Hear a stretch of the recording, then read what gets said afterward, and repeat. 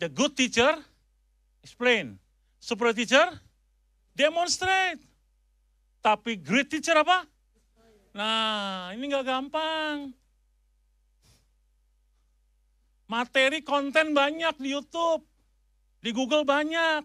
Tapi the way you talk, the way you teach, itu ada powernya.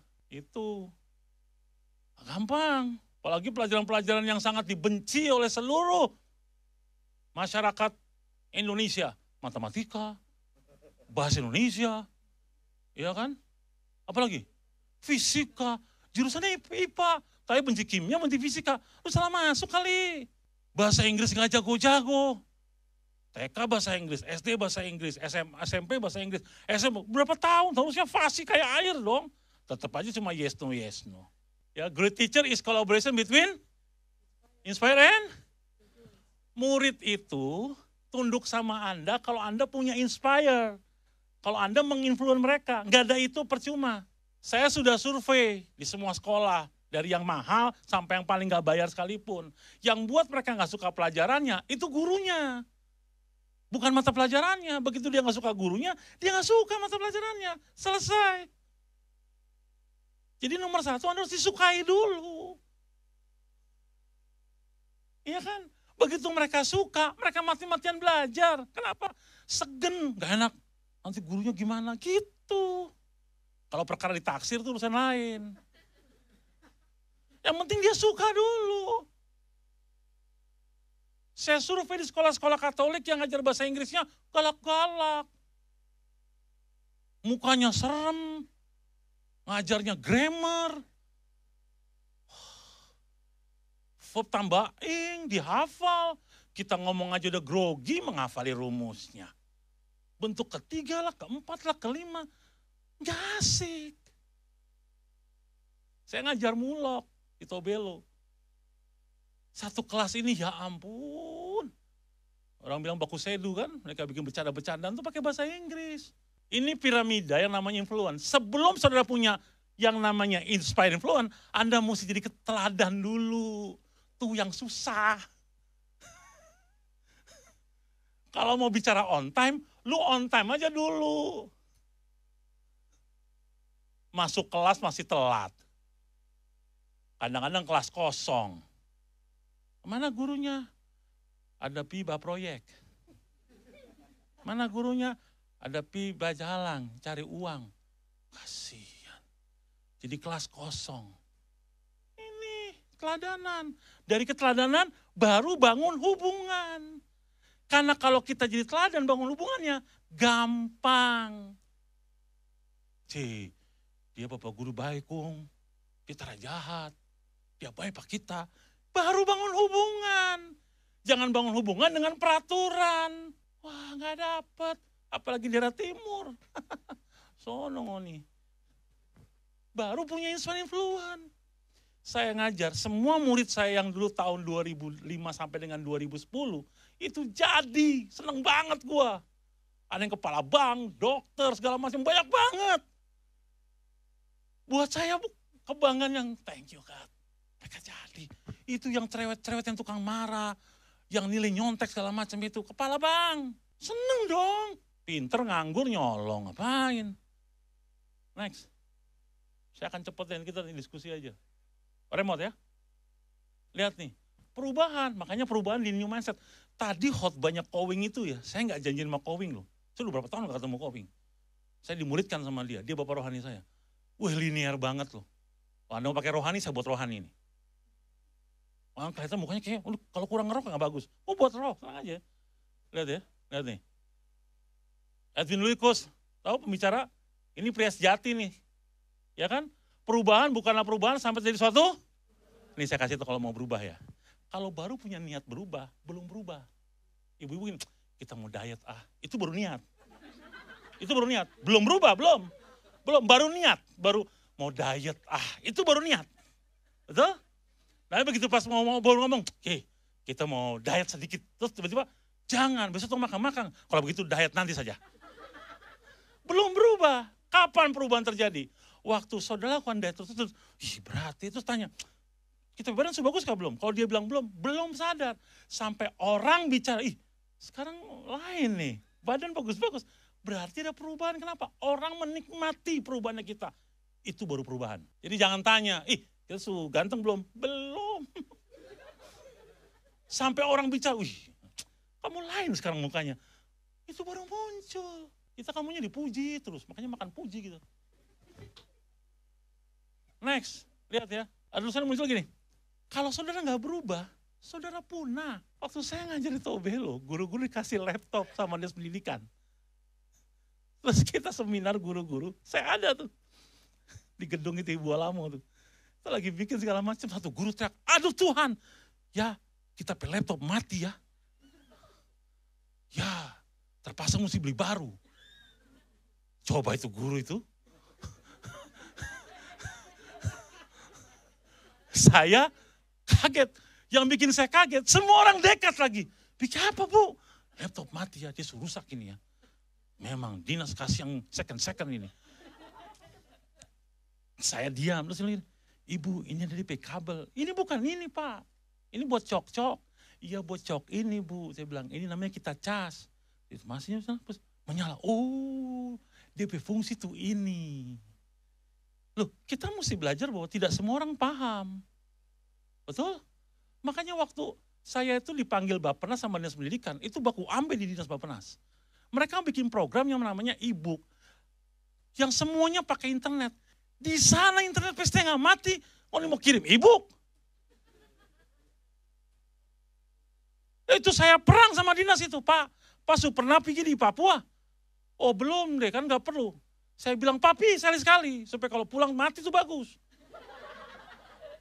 Orang dapat buku saya nggak pernah dibuka, apalagi e-book. Kalau Jawa lain, makanya jangan samakan pendidikan di Jawa dan di luar Pulau Jawa. Nggak sama, saya baru pulang dari Melawi. Di Kalimantan. Training guru-guru 1 minggu. Mereka nggak mau pulang. Pak, terus Pak, kita senang dengarnya Pak. Karena kalau yang trainer dari pendidikan tuh, aduh kurikulum, terus Pak, apa yang tidur segala macam. Bayangin dia ngajar satu kelas 4 SD, kelas 5, kelas 6, satu ruangan. Dibelah pakai bendera merah putih. Itu di Melawi, saya training. Jadi bukan problemnya bukan cuma pintar, tapi karakter problemnya. Belum lagi orang-orang daerah paling nggak mau dibuat pintar. Apalagi yang punya kebun. Sudah usah pintar-pintar sudah. Mama pe kintal masih banyak. Paham kan? Jadi keteladanan saudara menjadi bahan utama, bukan pintar. Ya lihat ya. Mindset is everything. Apa sih mindset? Lihat nih. Law of attraction. Itu yang tadi Kowing bilang tadi itu. Kalau saudara berpikir negatif, maka negatif akan datang. Saudara pikir positif, maka positif akan datang. Tinggal dicek aja, mikirnya apa sih? Ini. Law of attraction bahasa Inggrisnya tuh. Bahasa sainsnya lah. Makanya kalau saudara nggak merenungkan firman siang dan malam, ya kan? Mazmur 1 tadi kan? Ya itu yang terjadi sama diri Anda. Kami baru ngobrol sama Bu Heni tadi di bawah. Kalau Anda ketemu murid, terus dia nakal, terus pola pikir Anda, memang Anda yang paling kurang ajar, mati sudah. Ya sudah kejadian seperti itu. Betul? Kalau dia bicara, wih anak ini ya, kalau dia berubah sedikit tuh dia baik, wih dia top. Kita nggak pernah berpikir itu. Kita melihatnya selalu yang negatif terus. Saya tanya sama saudara, kalau Yesus yang kita sembah begitu, habis saudara, dia bilang, wih anak yang baik kok. Kenapa kita nggak bisa begitu sih? Itu yang buat saya passion di pendidikan. Gua dulu sekolah tuh nakal bajingan gua. Udah datang kota saya, suruh guru-guru saksian. Wah, dari kelas 1 SD sampai 3 SMA, saya lengkap. Kalau saya benci guru, dia punya motor, di atas pohon saya ikat. Pakai rantai. Guru mau pulang setengah mati, panggil pemadam kebakaran, kasih turun. Saya bisa kasih naik. Guru lagi rapat, saya kunci di luar pakai gembok. Beli gembok baru, gak ada kuncinya, buang. Guru gak pulang, besok baru pulang. Wah nakal saya. Waktu saya bertobat, saya pulang sekolah itu. Saya mau training ke guru-guru. Sekolah Katolik, gurunya nangis. Waktu ikut training saya, kamu hebat sekali. Saya bilang, pasti.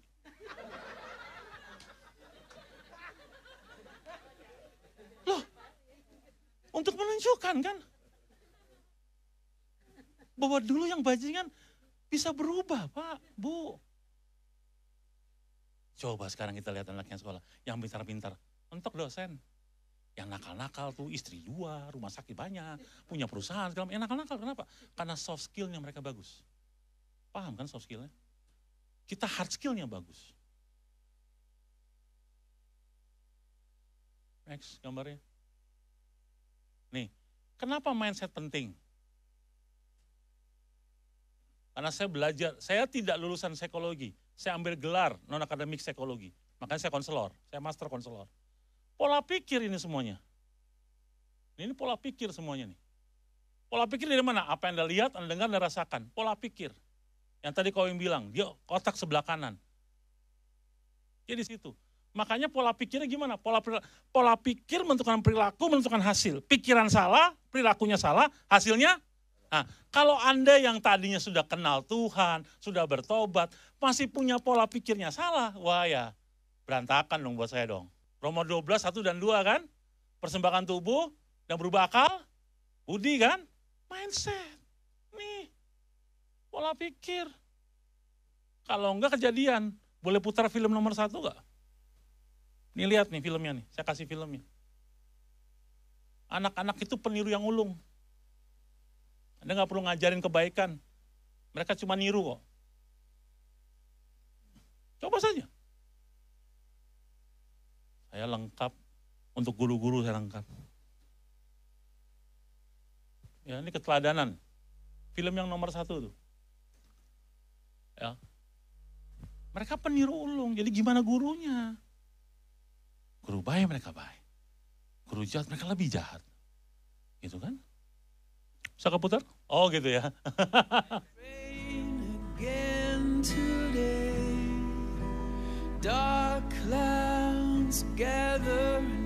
Ini nyata ya. Mereka peniru.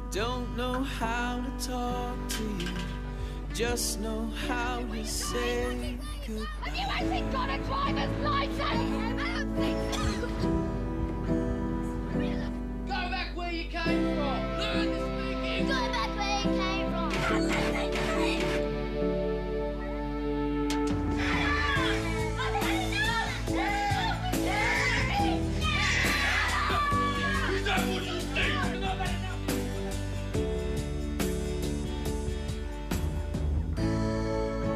Oke, thank you. Tepuk tangan dong buat filmnya. Kapan mereka meniru? Pada saat umur 2 sampai dengan 6 tahun. Mereka sudah meniru itu. Jadi hati-hati punya anak di 1 dan 2 tahun. Tuh, siklusnya berubah. 06, 69, 9, 13, 13, 15, 15, 18, 18, 20, 20, 22, 20, 25, 25, 28, 28, 30. Itu siklus anak berubah. Kasih tahu umurnya, saya tahu perubahannya di mana. Dan semua luka batin itu muncul di 0 sampai 13. Dan itu pakai sains itu nggak pakai doa, pakai sains itu. Belajar. Jadi kalau orang luka batin, punya luka di hati, itu muncul di 0 sampai dengan 13 tahun. Ya waktu saya konseling orang, saya tanya, kecilnya gimana? Oh papa pukul mama segala macam, itu dia lihat, dia rekam. Nanti saya belajar, kita ajar, kenapa dia rekam? Kenapa ada di situ? Jelas ya? Next. Pola dasarnya gini, mindset, action. Nanti baru tahu, sukses apa fail. Gitu. Jadi jangan takut dengan gagal atau berhasil, karena itu cuma bagian dari hasil. Tapi mindset, action gitu aja. Kita tidak bisa minta anak itu berubah kalau kita tidak konsisten terus, betul? Nanti ada perubahannya, sabar. Gitu loh. Jangan ngotot, ya kan? Merubah nasib itu sebetulnya dari mana? Dari mindset. Pola pikir Anda, kalau Anda sudah bilang, nggak bisa, ya sudah selesai. Nih, ini namanya belief system nih. Suka tidak suka ini ada di Anda. Teman-teman, materi saya nanti saya akan berikan kepada panitia dan itu boleh di-share. Saya sudah kirim yang PDF-nya. Jadi Anda pasti terima materinya. Saya nggak pelit ilmu kok, saya kasih kok. Gitu. Karena daripada ada foto-foto, ini nggak dibaca kok. Cuma menu memori gitu, mending saya baca. Ambil dan hidupi, praktekkan. Nggak usah tersinggung, kita hidup asik-asik aja kok. Kan mengampuni kan, gitu kan. Belief system ini saya jelaskan singkat begini. Di pikiran Anda dan perasaan Anda, itu ada belief system. Ada conscious, ada subconscious, ada alam sadar, ada alam di bawah sadar. Subconscious namanya. Alam sadar cuma 5% dia merespon. 9% alam bawah sadar. Alam bawah sadar hanya menerima dan menyimpan. Dia tidak pernah tahu apakah ini benar, ini salah, ini baik, ini buruk. Dia nggak tahu. Dia cuma nyimpan posisinya. Yang 5% yang menentukannya. Makanya kalau Anda belajar yang pertama dari Colin Swing, dia bilang gini, apa yang masuk menentukan apa yang Anda simpan. Jelas? Contoh, saya hina Bapak. Pak, Bapak jelek, pendek, goblok, bau, dan segala macam. Bapak direspon 5%. Iya, gue seperti itu. Maka disimpan, gue goblok, jelek, pendek, bau. Itu kerjanya begitu. Jelas? Nah gimana menangkal baliknya? Ngomong lagi. Waktu dia katakan begitu, enggak. Gue ciptaan yang baru kok, gue keren kok. Dia gak nyimpen, selesai. Itu gampang. Andanya aja bego dikir-pikir. Mau saya kasih data yang lebih gampang, siapa yang pernah pacaran diputusin? Gak mau ngaku. Ngangkatnya gak mau, gimana ke anak-anak? Siapa yang pernah pacaran diputusin? Oh dia semua gak pernah pacaran. Susah dong gue ngasih contohnya dong. Gak ngerasa dong Anda. Pacaran terus diputusin. Anda sekali langsung jadi gitu. Hebat. Doa apa Anda pakai? Masih jomblo gak pacaran? Oh lu suster lagi lu. Saya kasih contoh baik-baik ya. Gue pacaran nih. Oke? Putus di warung bakso Biminah misalnya. 3 tahun kemudian gue lewat warung bakso itu. Maka yang muncul pertama bukan rasa baksonya. Tapi sakit hati di bakso itu. Aduh. Ngoni-ngoni yang paling susah untuk pengajaran. Betul? Kenapa? Ya kan, begitu lewat kita, kurang ajar tuh bakso memang bikin kacau tuh. Tukang bakso nggak salah, baksonya nggak pernah nggak salah. Kenapa? Memori yang tersimpan di alam bawah sadar, sakit hatinya yang di situ. Jadi waktu muncul di alam sadarnya, memang bakso yang kurang ajar itu. Loh, dia nggak salah. Itu fungsinya alam bawah sadar. Nah kalau kita guru banyak caci maki murid, maka pastikan alam bawah sadar seperti apa? Ayo. Baru ngerti sekarang ya. Iyo.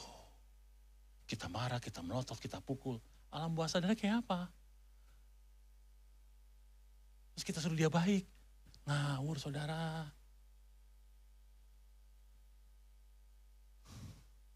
Simple kan?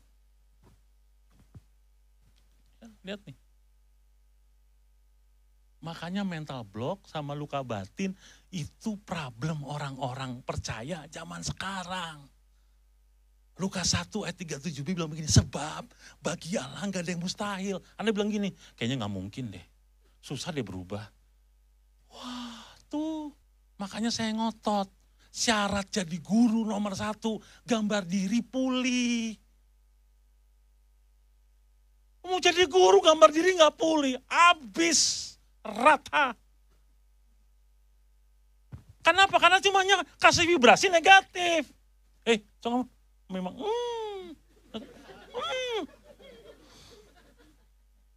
saya salah?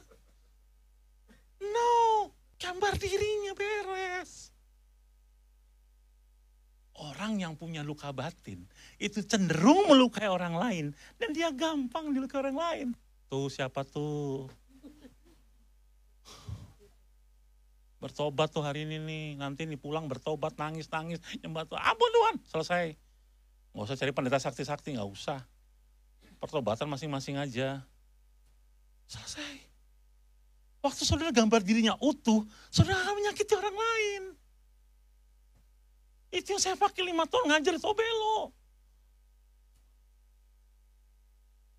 Hati saya di sana banget pegangan. Ya Tuhan, saya doain mereka, tumpang tangan buat mereka. Kenapa? Ada perubahan pasti. God with you. Dah, nggak usah pinter-pinter. Hari gini pinter. Pengangguran banyak tuh. Jawa Barat 1,8 juta S2 nganggur. S2 men, kurang tinggi lagi sekolahnya. Apalagi S1. S1 S2 kan goblokan S1 kan. S2 aja udah nganggur, gimana S1? Oh, saya di marketplace. Saya konsultan pekerjaan.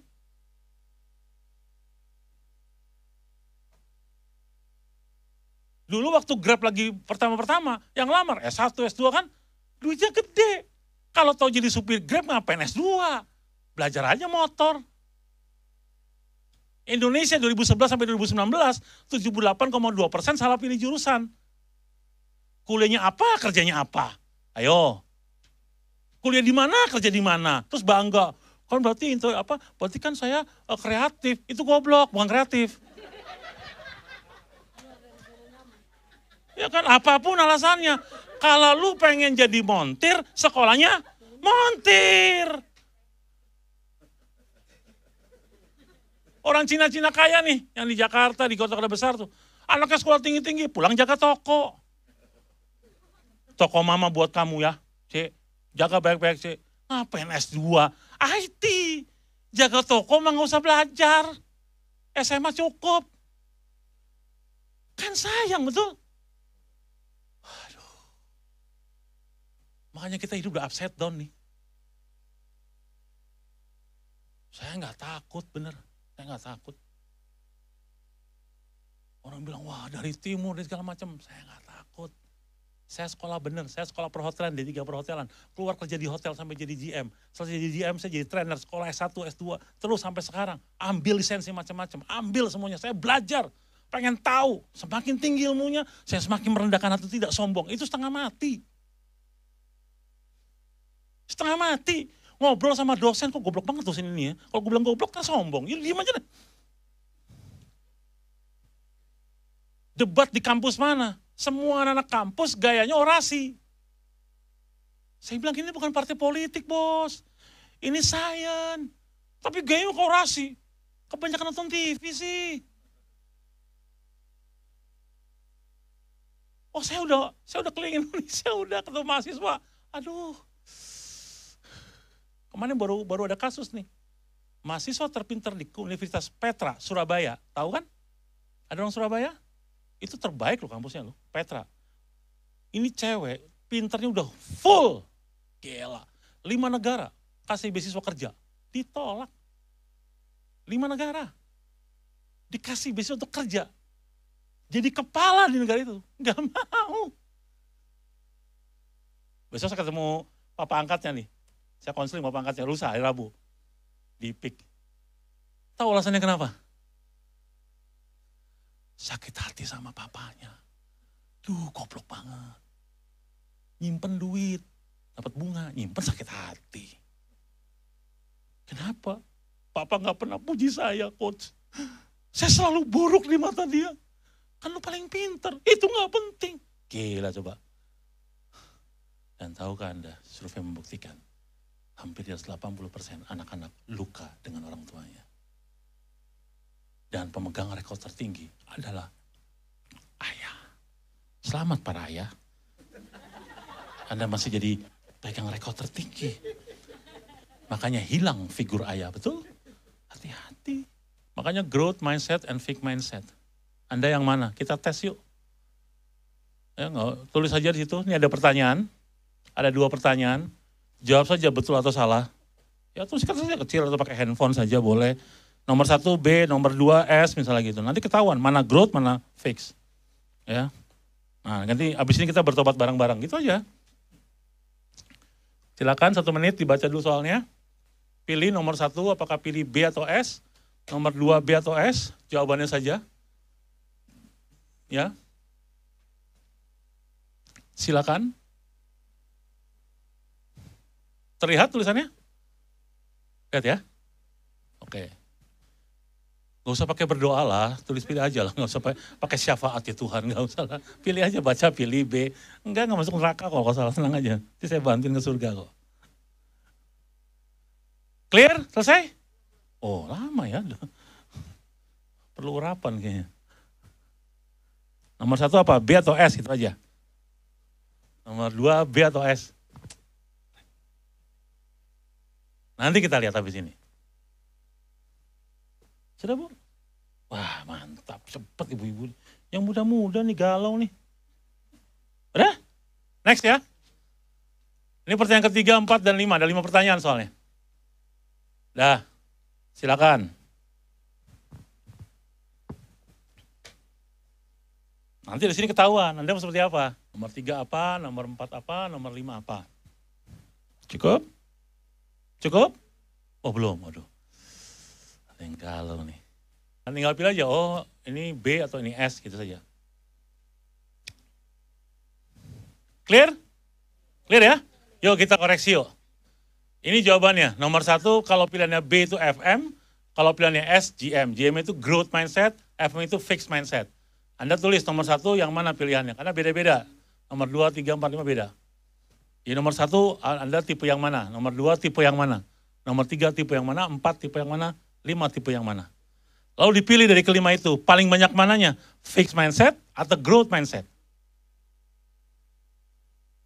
Paham jelas? Atau saya mesti pakai bahasa Inggris lebih gampang? Ini saja lah ya. Sudah, Bu? Pak? Adik-adik, kakak-kakak, oke? Ya, mari kita lihat. Sekarang hari pertobatan dunia. Ya, nih. Apa tuh fixed mindset? Tuh fixed mindset tuh. Yang pilihannya fixed mindset tuh. Jangan ketawa, kasihan, jangan ketawa. Yang pilihannya fixed mindset tuh. Jadi pola pikirnya kayak gitu dia tuh. Udah bertobat, nggak apa-apa, udah. Nggak usah cerita, gue fixed mindset loh. Jangan malah gembar-gembor, biasa aja. Gitu loh, jangan kasih tahu malah. Sudah? Ini yang fix ya. Sekarang yang growth. Biar bangga dikit lah. Ini yang growth nih. Paling ya pasti lebih baik kan? Pertanyaan saya bukan itu. Kalau Anda sudah growth mindset, kok nggak berbuah?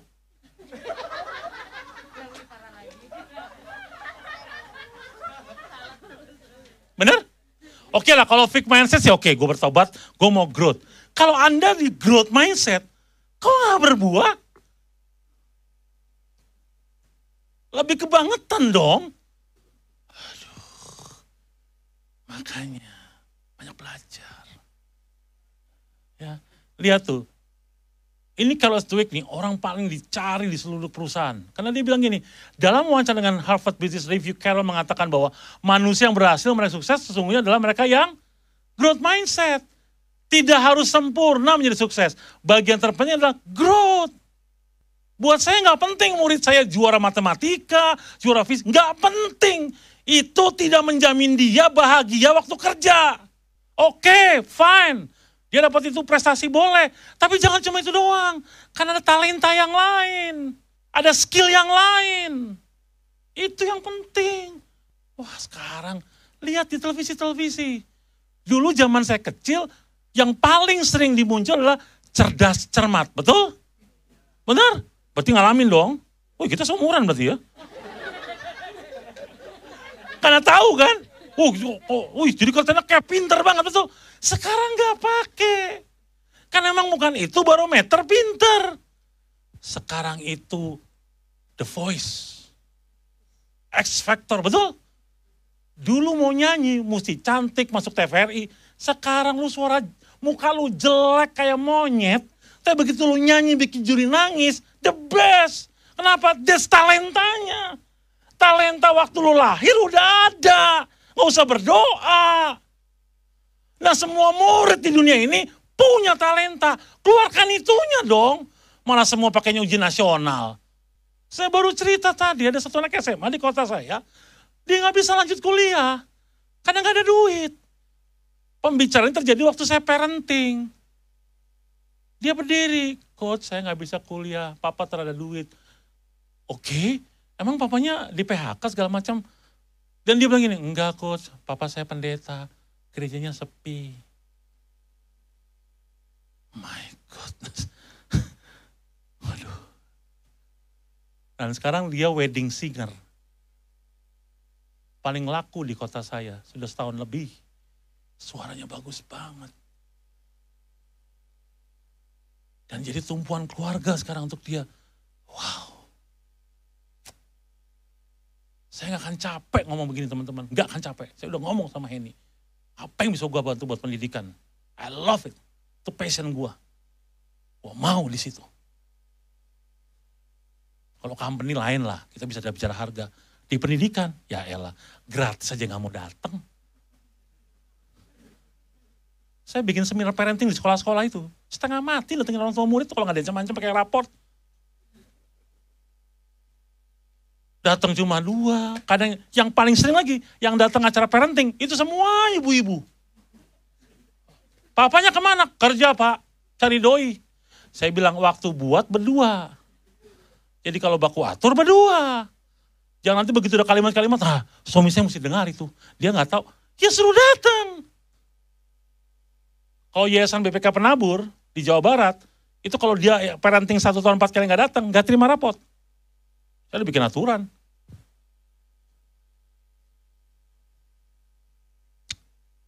Ya, nih. Apa sih mesti di-improve? Improve skill. Tapi yang paling apa? EQ, SQ, EQ, dan LQ. Nggak ada IQ. Dulu saya kecil tuh, semua ditanya, IQ-nya berapa? Terlihat bodohnya, betul? Saya masih terima, ponakan saya masih tinggal di Tobelo. Kemarin juara 2, dapat piagam. Udah nggak main. Nggak. Apalagi tanya ranking. Ranking berapa di sekolah? Ya nomor 1 lah, wih, di belakang.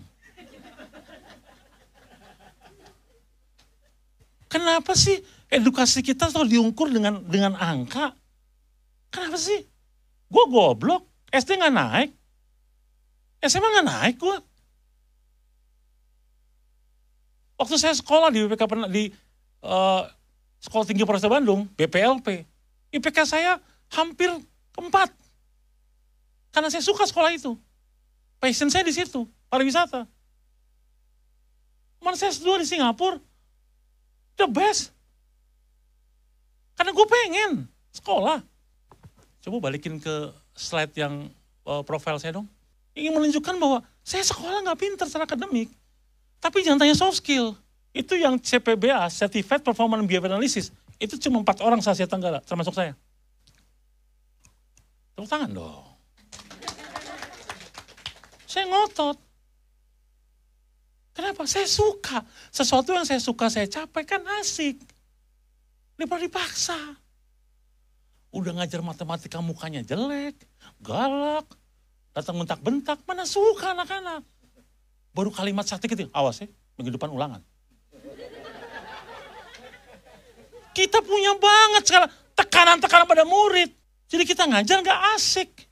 Saya ciptakan training group namanya Big Mac, BIG. Belajar itu gampang, namanya MAC. Menyenangkan, asik dan cepat. Itu tekniknya ngajar. Big Mac. Wah, guru sekarang datang cuman duduk diam. Catat. Ibu guru main HP. Bisnis online loh. Sudah kelar? Baca BP di rumah ya. Minggu depan ulangan. Awas. Pakai awas lagi terakhir. Nggak bisa. Sekarang nggak bisa ngajar begitu. Oh ya, Bapak gampang. Enggak. Bisa. Saya ngajar. Saya baru cerita di Parakan, daerah Jawa Tengah. Itu ada satu sekolah. Bangkrut sekolahnya. Ketua yayasannya sampai minta, Pak Stef, saya nggak bisa bayar, Pak.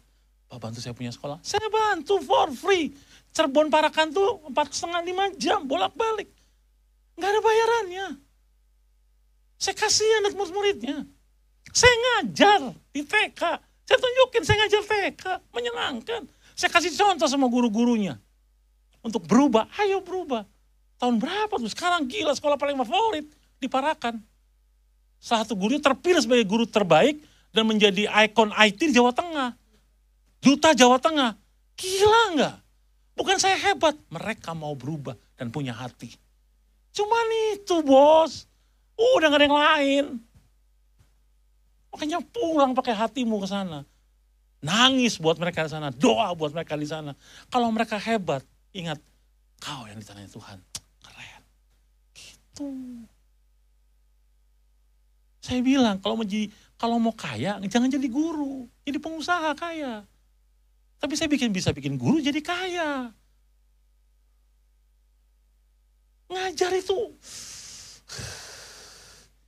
Makanya guru zaman sekarang jangan stres. Banyak bisnis yang bisa dilakukan, apalagi online. Bikin kue ke, langsung foto ke. Ini dia, aduh. Dari mukanya kelihatan sih miskin berjemaah Anda nih. Miskin kok turunan tuh. Jangan dong. Saya bantu UMKM di kota saya. Di perusahaan Telkom ya, PLN, Mandiri. Apalagi itu, banyak mereka punya UMKM.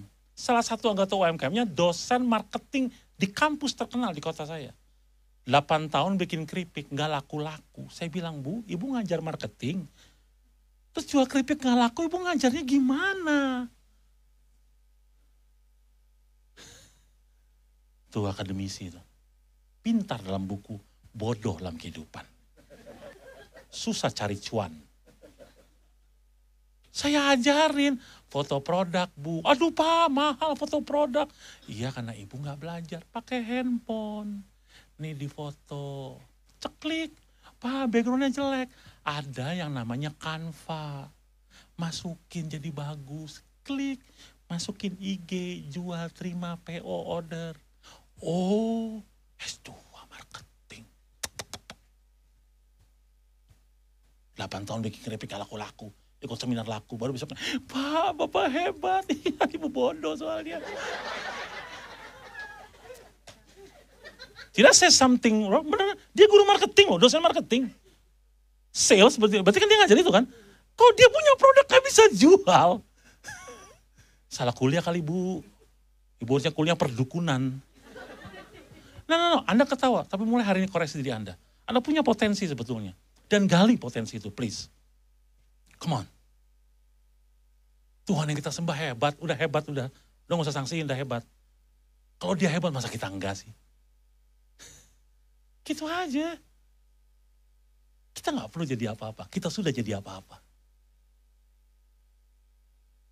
Kalau saya gitu, I'm with God, done. Saya sama Tuhan, selesai. Saya bantu, jadi kita duduk berpikiran di bawah. Ayo, bisa. Siapa bilang gak bisa? Bisa. Sebab bagi Allah tidak ada yang mustahil. Itu ayat yang saya pegang dari saya kecil sampai detik ini.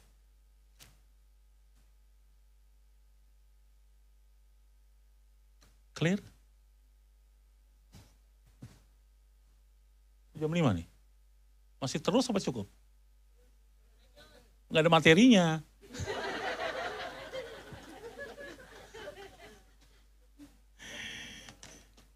Satu hal yang penting yang mau saya sampaikan pada saat bicara mindset adalah begini.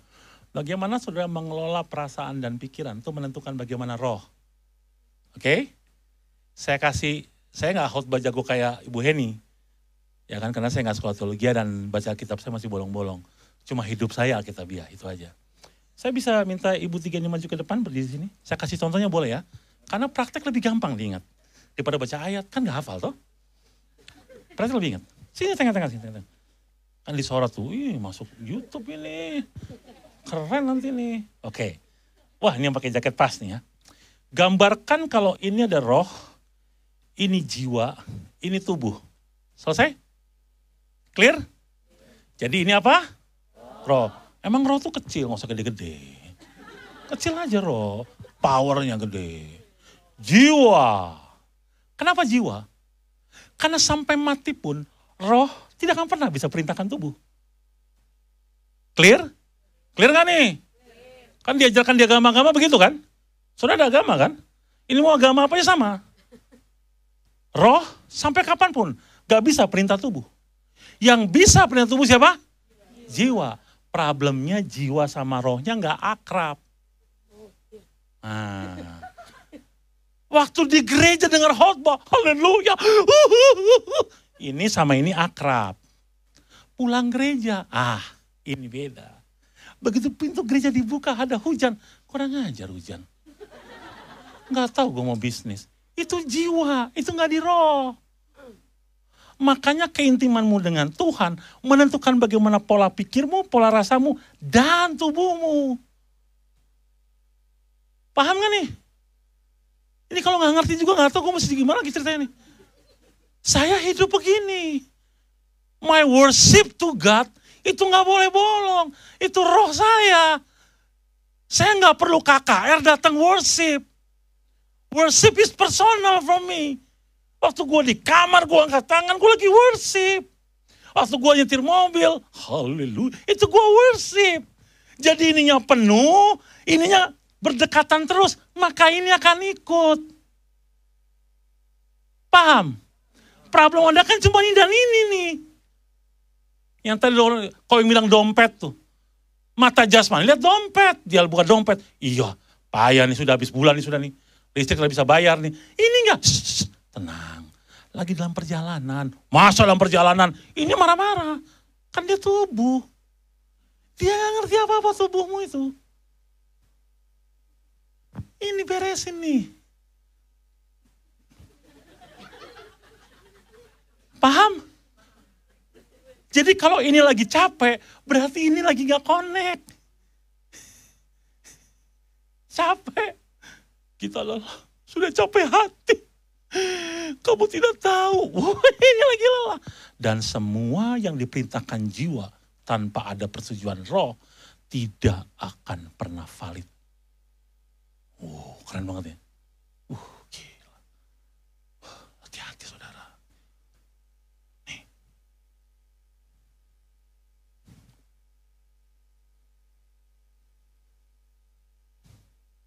Dan bagiannya cuma 20%.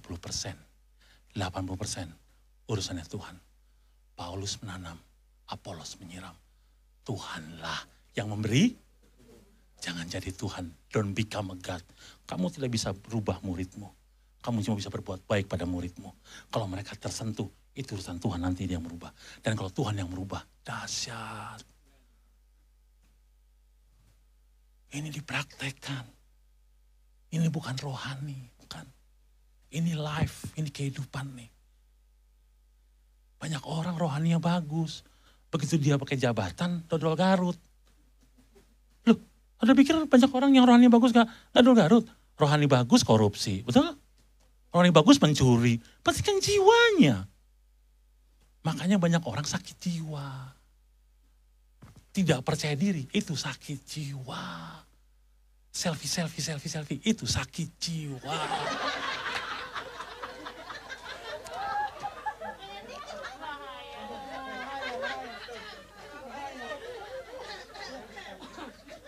Mau makan, foto dulu.